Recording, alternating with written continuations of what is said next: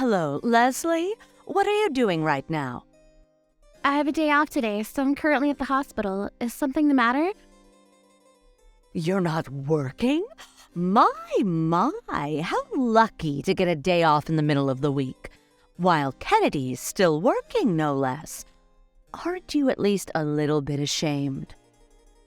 I'm working hard every other day, Mrs. Roberts. What can I do for you? Neither you nor Kennedy have been coming over to visit us these days. Mind telling me what's up with that? We don't get many chances to visit, and recently we've both gotten busier with our jobs, work piling on and all.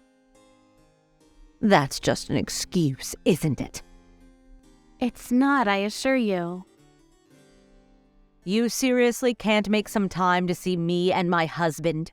See, this is exactly why I despise women near 40 without any children. It's like you don't feel responsible. You're just saying work this and work that when you're just running, aren't you?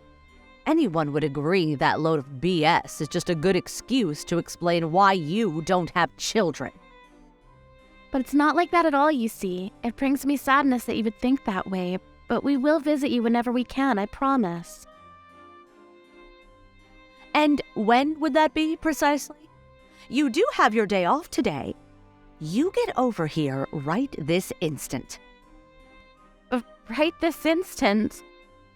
I'm still at the hospital, Mrs. Roberts. In addition, it does take about an hour and a half to get to where you live. I also have some other plans later on in the day, so I'm afraid today will be difficult. Ugh, excuses again? These are not excuses, Mrs. Roberts. I wonder how we can live together if this keeps up. What? We don't have any plans to live together, Mrs. Roberts. Give it some time, and you won't be able to say that sentence anymore. What do you mean?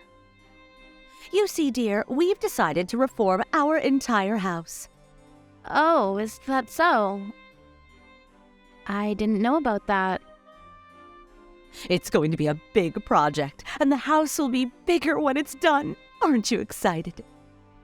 Yes, I'm very excited. When will the reforming start? We're still discussing that, but once the construction's finished, I thought we could live together. What?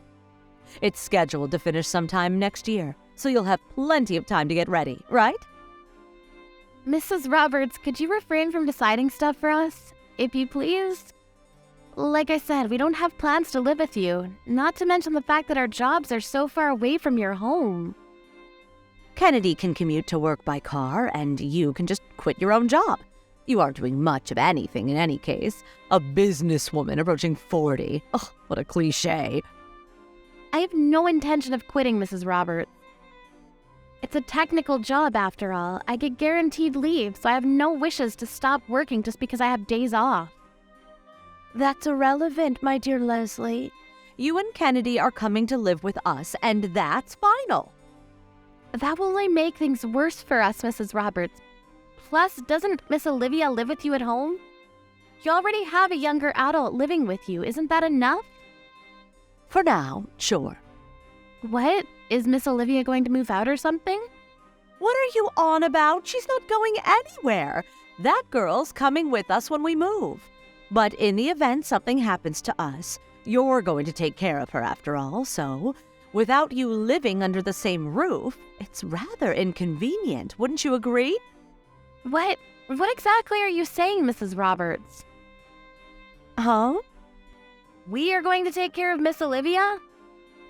But of course you are.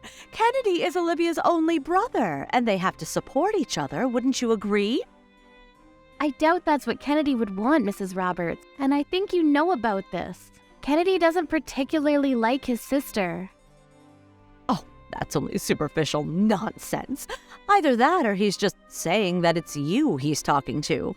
They are family, no doubt about that, and they must help each other out. Forgive me, but I beg to differ. But in any case, we already have so much on our own plate, we can't help Miss Olivia in any way. She's not even working, despite all of her credit card loans. There's no way we can help her. That's exactly what family's for, Leslie. Olivia's your sister too now, isn't she? I'm sorry, but I've never thought of her as my sister. The heck? Then what was she in your eyes this whole time? Only that there's someone else living in your house. We've only met like twice since Kennedy and I got married. And she spends most of her time secluded in her room, doesn't she? That girl's a hard-working academic. Her room's filled to the brim with books.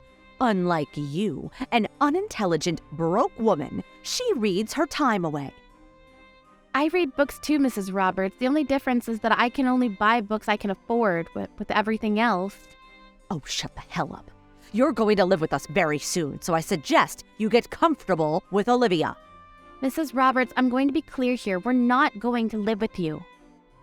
And during the reforming, my husband and I are going to visit other relatives. I see. But they say they really don't have the space for Olivia and can't make any more room. So I'll say my thanks now. So it's done. Wait, what? Don't tell me you're entrusting us with her. Is that such a bad thing?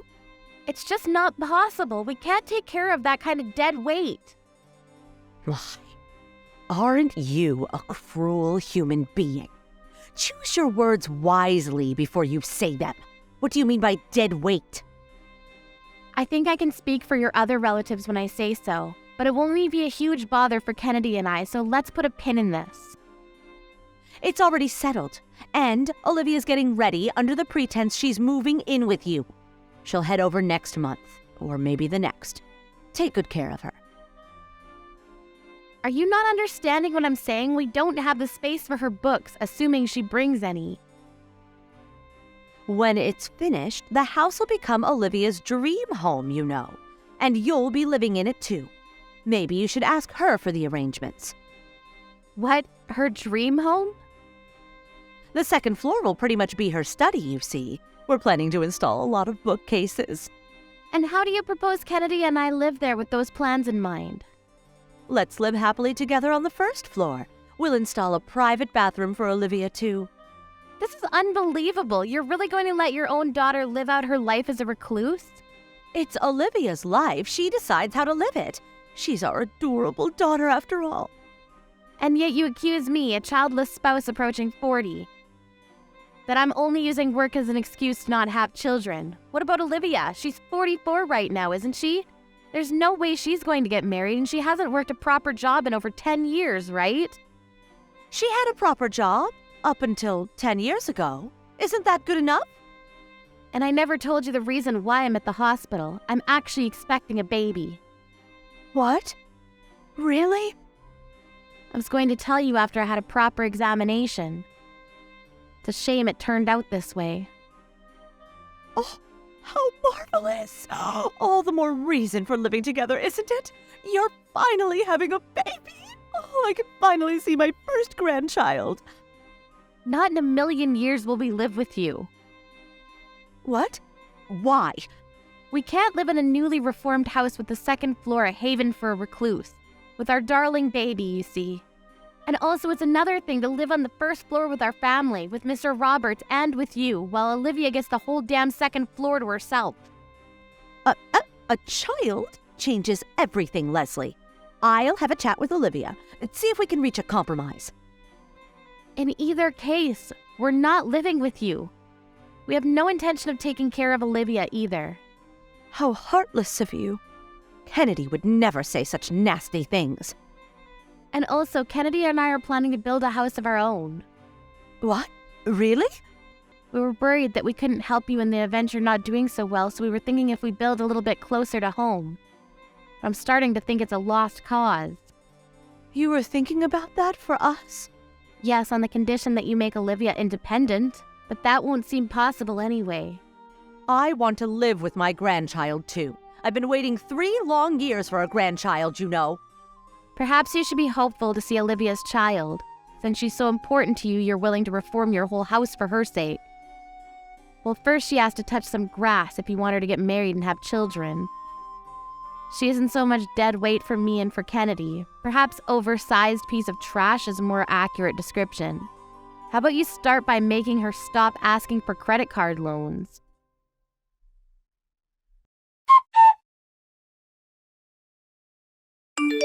Leslie felt like she'd gone a little too far with what she said, but Kennedy praised her, saying great job when she told him what happened.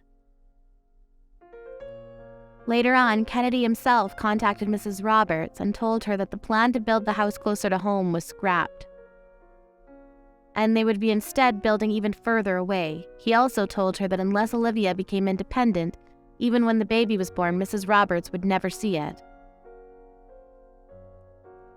Chloe, my mother-in-law, was enraged, scolding her son for insulting his own sister that way. But George, my father-in-law, agreed that although he did love his daughter very much, she couldn't live like this anymore, and he told us he'd ask her to find her own place. But then Olivia flew into a tantrum and nearly destroyed the entire house. The police had to get involved to stop her. Now Leslie and Kennedy are apparently searching for ways to cut ties with Olivia.